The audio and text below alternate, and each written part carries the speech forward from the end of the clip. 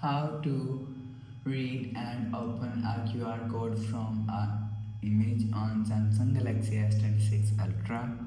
Let's start the video. First of all, go to App Library. Here click on Gallery app.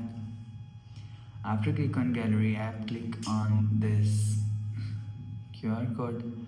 So if you want to read and open a QR code from image, go back and open quick settings panel. So just swipe down and you will see QR code is here.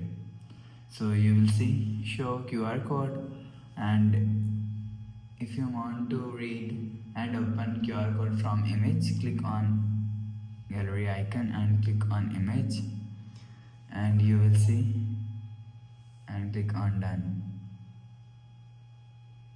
So you will see showing you open link, copy and share. Open link, so you will see.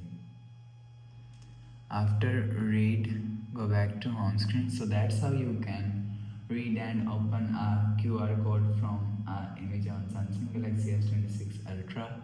If you like the video, please subscribe. Thanks for watching.